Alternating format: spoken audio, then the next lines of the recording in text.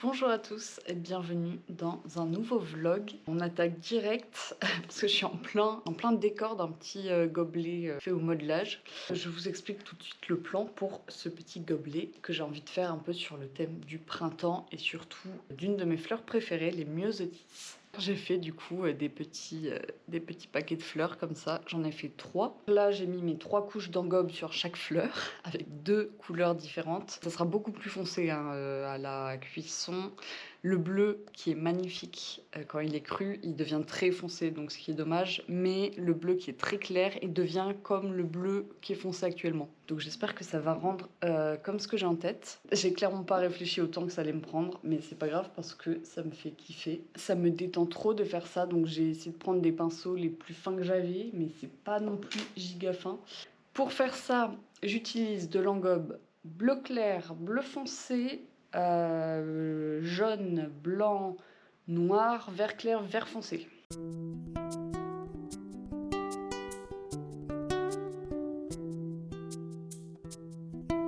Je viens de foutre un gros coup de peinture jaune sur mes fleurs. C'est pas grave, je vais nettoyer ça. J'espère vraiment que ça va bien rendre. Parce qu'en fait, là, je suis en train de superposer des couleurs, mais du coup, je me demande si ça va pas se mélanger à la cuisson. Enfin, par exemple, si je mets du jaune sur du bleu, ça va donner du vert ou pas?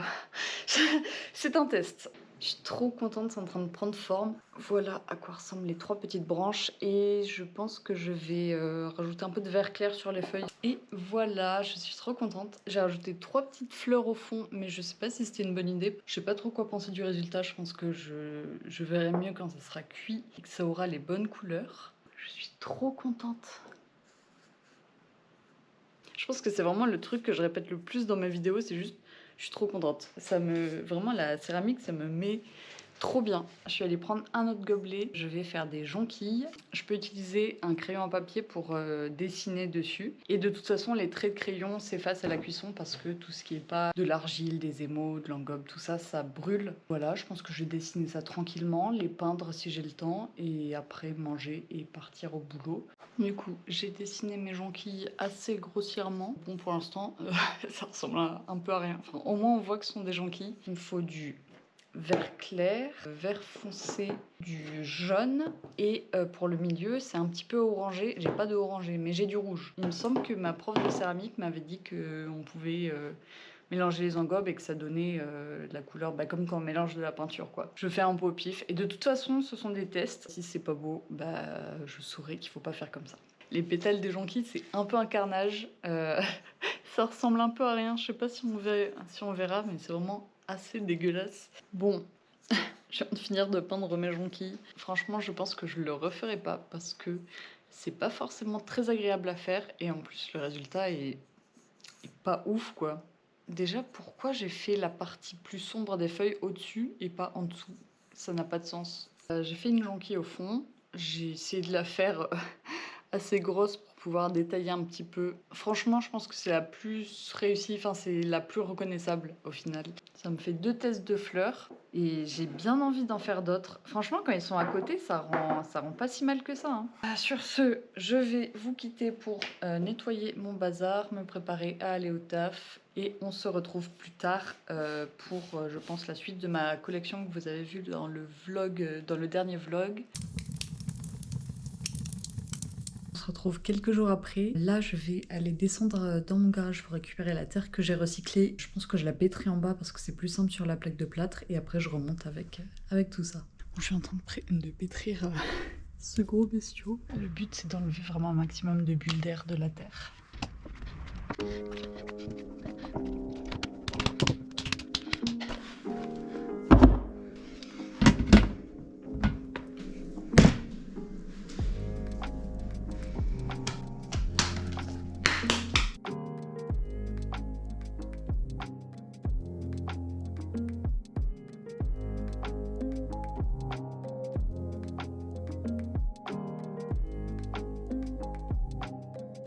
J'ai fini de pétrir mes balles de terre et maintenant je me rends compte que j'ai fait des pièces qui sont sèches mais qui sont pas signées. Du coup je vais réhumidifier un peu le dessous pour pouvoir les signer. Et il y a des pièces à proprer un peu. Il faut que j'adoucisse un peu le bord. Par contre, il faut que je fasse gaffe parce que c'est vraiment un truc très très fin. C'est un peu expérimental. Et du coup, j'ai un peu peur de le casser. Et j'ai mon photophore qu'il faut que je ponce un peu parce que je sais pas si on voit, mais les petits trous, je les ai laissés sécher comme ça. Mais en fait, il y a plein de petits morceaux de terre qui sortent. Du coup, voilà, j'ai 4 pièces à nettoyer un peu avant de pouvoir les cuire. C'est assez chiant de poncer une pièce cuite. Autant le faire quand elle n'est pas cuite parce que c'est beaucoup plus simple.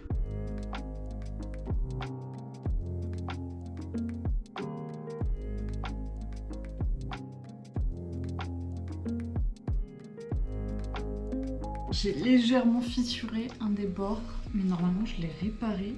J'espère vraiment qu'à la cuisson, la fissure va pas se redévoiler.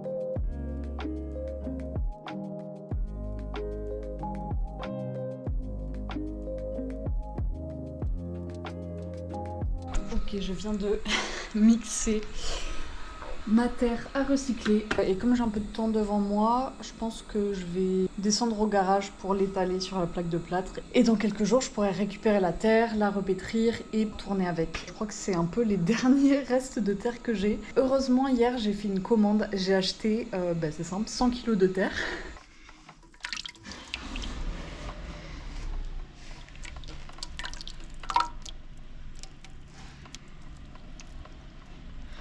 Et bon, j'en ai mis beaucoup trop sur la plaque, c'est en train de couler. Je vais laisser ce qui reste dans le seau à côté. On se retrouve quelques jours plus tard. Je vais ouvrir mon four qui attend dehors. Je le garde à l'intérieur pour éviter que l'extérieur ne l'abîme. Mais comme j'ai un peu peur de le lancer dans mon appart, en fait je le sors sur mon balcon qui est abrité et je le lance dehors et après je le rentre quand il est froid. Là, je peux l'ouvrir et découvrir les pièces que j'ai faites dans la vidéo précédente. J'ai mis un peu toutes les pièces qui étaient en attente, ça m'a permis de vider mon étagère qui commençait à déborder un peu de partout, donc ça c'est bon, j'ai de la place pour accueillir de nouvelles pièces. Donc là c'est la première cuisson qui est prête, et après il faudra que j'émaille les tasses en transparent et que je refasse une autre cuisson. Et je vais tout de suite ouvrir ce four.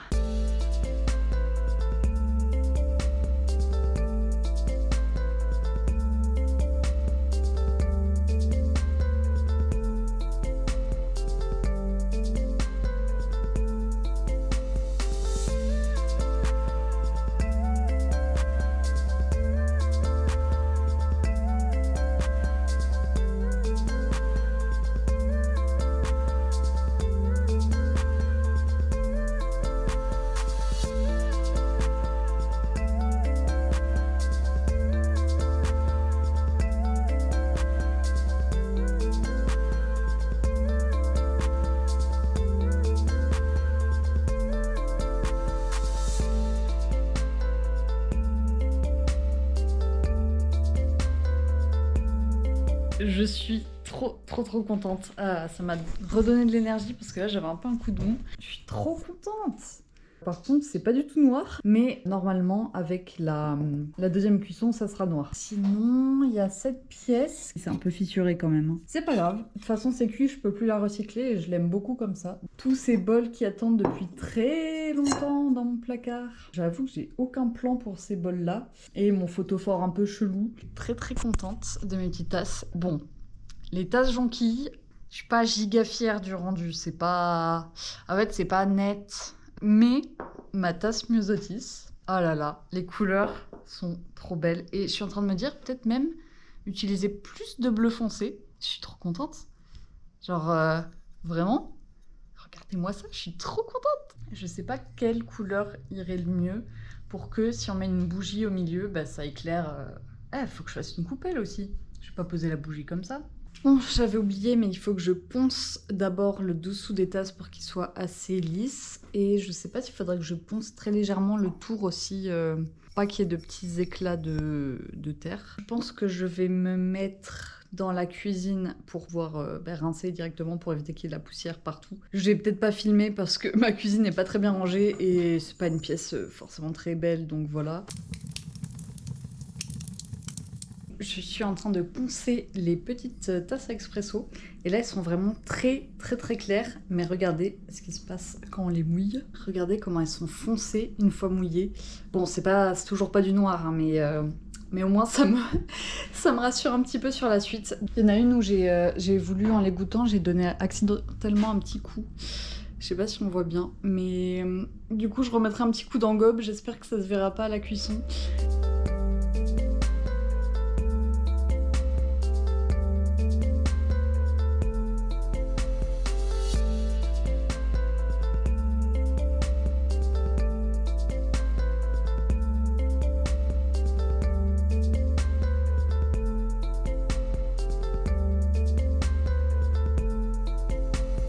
J'ai fini de tout poncer, tout laver, parce qu'il faut enlever les petits résidus de poussière qui peuvent rester sur les tasses. Je vais appliquer de l'émail transparent sur toutes les tasses de cette collection. Ce que je compte faire, c'est que cette petite coupelle, si elle résiste à une deuxième cuisson, j'ai très peur parce qu'elle est extrêmement fine, il faudrait que j'en fasse des plus épaisses la prochaine fois. Je la vois bien très simple en blanc pour évoquer vraiment un tissu très fin, très léger. Et je la vois vraiment juste en blanc. Les photophores, faut que je réfléchisse à des idées parce que j'en ai pas. Et les bols, pareil, je mets ça de côté. De toute façon, je pense que tout ne rentrera pas dans le four parce que j'ai aussi 3 petites assiettes à cuire. Ah oui, il faut que je corrige celle-là. Parce que j'ai fait un petit pet dans l'engobe noir. J'espère camoufler ça en mettant un peu d'engobe. Et voilà, et mettre de l'émail transparent sur ces tasses. Je sais pas quel pinceau prendre parce que soit c'est de l'émail transparent, donc c'est pas très grave si je dépasse. Je pense qu'il faut pas un pinceau trop rigide. Là, j'ai l'impression que ça va plus pousser la matière que l'étaler. En soi, il me faut un gros pinceau pour aller plus vite, vu que je m'en fous d'être dans les détails. Lui, c'est mon pinceau préféré. En vrai, il est très bien. Je vais prendre le pinceau d'habitude. On perd pas de miettes. J'espère que je suis pas en train de ruiner le truc. J'ai quand même enlevé une sacrée couche. Ok, c'est parti pour l'émaillage. Je viens de me rendre compte que j'ai un t-shirt Mail Protein. Ce n'est pas une sponsor, de toute façon je ne suis pas sponsorisée de rien du tout. Le plan, c'est de mettre l'émail transparent donc partout, dedans, dehors, mais pas dessous. Parce que s'il y a de l'émail en contact avec les plaques du four, quand il entrera en fusion, ça risque de coller aux plaques du four. Et j'ai pas envie d'abîmer mes plaques, ni d'avoir une tasse posée sur la plaque pour l'éternité. En général, ce que je fais, je mets un petit disque d'argile dessous, au moins mon four est sécurisé.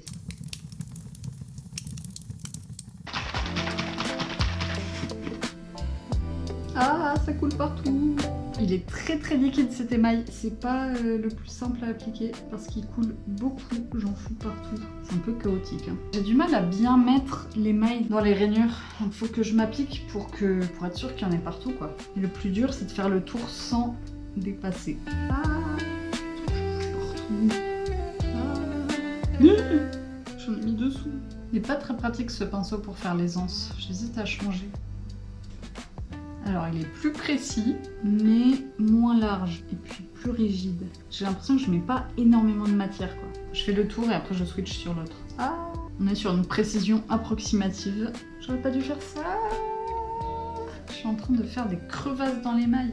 Ça va être très long cet émaillage, je sens.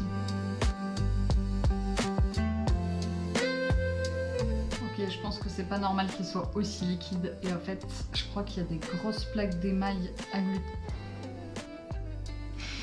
Ce que je vais faire c'est que je vais touiller comme je peux pour essayer de l'homogénéiser un peu parce que là du coup je mets pas mal de flotte et ça coule, c'est vraiment pas pratique. Ah oui d'accord, c'est vraiment...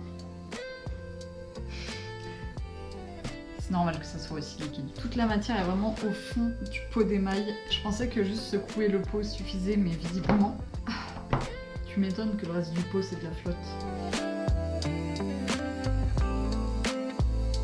Ça m'a l'air mieux. Ça coule un peu, mais franchement, comparé à avant, ça va.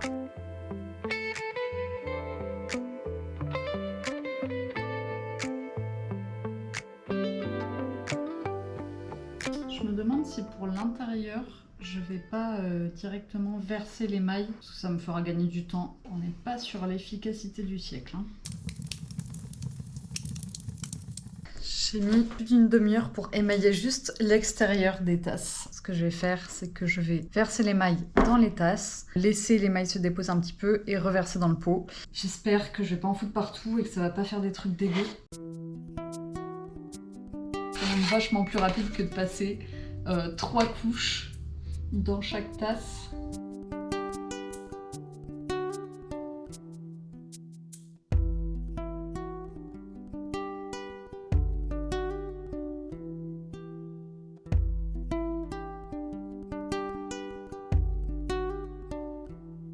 J'ai mis quasiment 1 heure pour émailler 4 tasses. Ça vend pas du rêve. À la cuisson, normalement, l'engobe sera bien noir et l'émail sera bien transparent. Je vais peut-être juste frotter, je sais pas si on voit très bien. Ah, j'aurais pas dû toucher. Je rectifie ça et je vais un peu frotter pour effacer les petites bulles qu'il y a. Je vais peut-être pas frotter tout de suite du coup parce que l'émail est pas sec. Là, je l'ai un petit peu enlevé. Je les mets de côté et quand ça sera sec, je viendrai frotter avec le doigt. Je vais passer aux petites tasses. Je pense que ça va aller beaucoup plus vite pour les petites tasses. Ah, c'est beaucoup plus simple.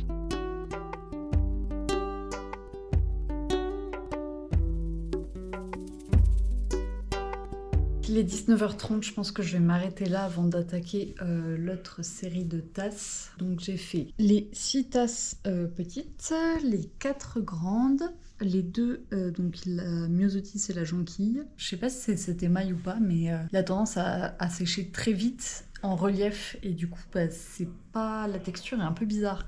C'est de l'émail transparent, donc normalement, il n'y a pas de souci. Mais j'ai un peu peur pour la cuisson quand même. Donc je vais les mettre toutes ces tasses en sécurité dans l'étagère que j'ai rangée pour qu'elles puissent sécher. Et puis je vous retrouve demain ou après-demain pour la suite des opérations. Bon, je vous retrouve mercredi soir, il est presque 20h. Je me suis dit que c'était vraiment le bon moment pour commencer à émailler, continuer d'émailler mes pièces. Je sais pas si on se rend compte à quel point c'est fin.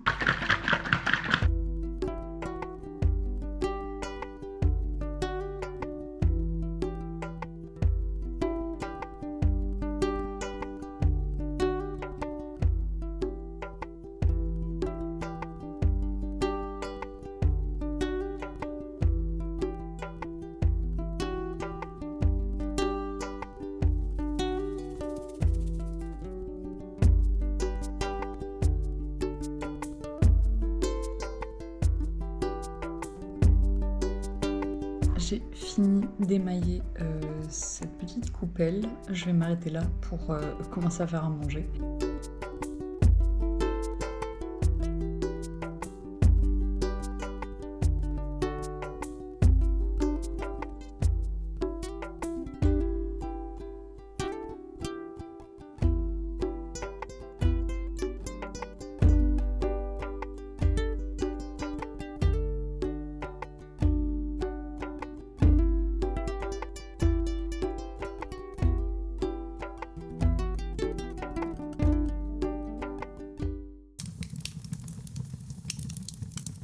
On se retrouve le lendemain et je vais aller mettre toutes les pièces qui sont émaillées et sèches dans le four. Je vais peut-être un petit peu frotter les pièces pour qu'il n'y ait pas de petits trous dans l'émail et que tout soit bien lisse. Et puis après je vais pouvoir lancer mon four.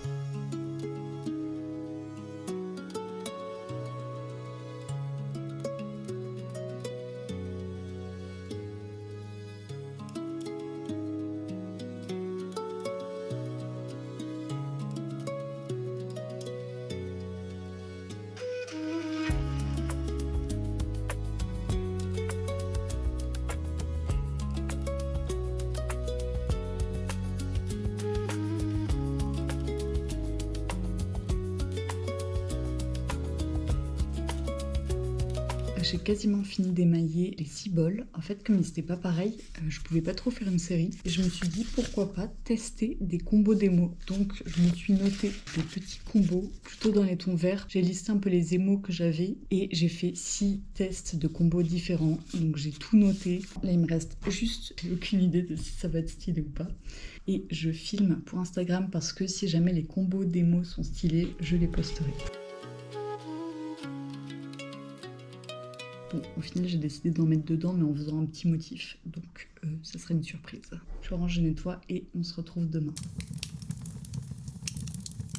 J'ai pas forcément des très bonnes nouvelles par rapport à la cuisson, parce qu'il y a moins de la moitié des pièces qui sont ok. Beaucoup de tasses où, en fait, l'émail a sauté. Ces pièces ne sont ni vendables ni même utilisables. Ça me l'a fait sur 2 grandes tasses, 2 moyennes et 4 petites. Alors il y en a où c'est très léger, mais on voit par endroits que l'émail est vraiment pas loin de sauter. Et je sais pas si on voit bien, c'est pas bien noir comme je voulais, c'est un peu brumeux. Et sinon après j'avais mis des assiettes aussi. Ça c'était vraiment des tests. Donc la verte elle s'est de toute façon brisée et elle a un petit peu collé aux plaques du four. Il faut que je nettoie mes plaques de four et que je remette de l'engobe de protection dessus pour être sûr qu'elles ne soient pas abîmées lors des prochaines cuissons. Et les 2 autres, malheureusement, elles sont un peu fissurées sur le côté. C'est dommage parce que vraiment, la couleur est juste incroyable. Et ça, alors, il y a des fissures. L'émail n'a juste pas accroché. Je ne comprends pas ce qui s'est passé. Et sinon, ici, on a les pièces qui ont survécu. On a 2 grandes tasses. C'est quelque chose comme ça que je voulais, mais j'aurais aimé que ça soit bien noir. 2 moyennes tasses.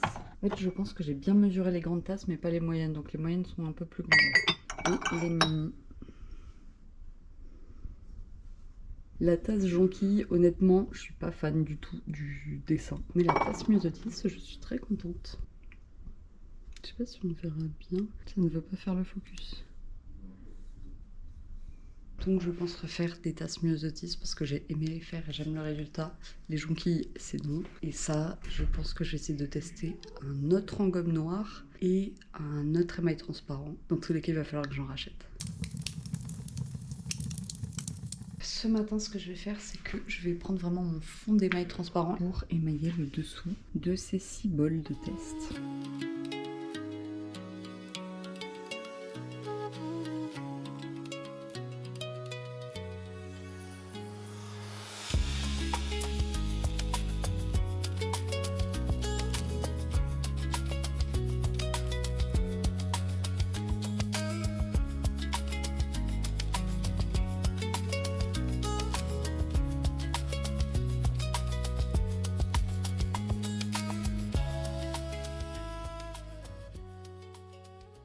Bon, je me suis fait piquer ma place. Mais sinon, rien à voir. J'ai poncé une bague que j'avais faite. C'était un peu abîmé par la barre de fer qui le tenait dans le four. J'aime trop, je trouve ça trop joli. Voilà, c'était juste un test, un petit kiff. J'ai encore le soleil dans la gueule. Je vais me poser devant l'ordi pour trouver une solution pour mon émail qui a un peu merdé. Puis voilà, je vous reprends plus tard. On est beaucoup plus tard dans la journée et je viens de rentrer de chez la céramiste. Du coup, j'ai fait 4 heures de céramique. Cette fois-ci, j'ai pas fait de tournage parce que j'ai toujours le doigt un petit peu entaillé, donc c'est compliqué. Mais j'ai fait du travail à la plaque. Je vous montrerai ça dans une prochaine vidéo. Et je suis revenue avec 2 tasses finies. J'aime beaucoup la couleur. Avec un léger effet, je sais pas si on va le voir, un léger effet sur le bord.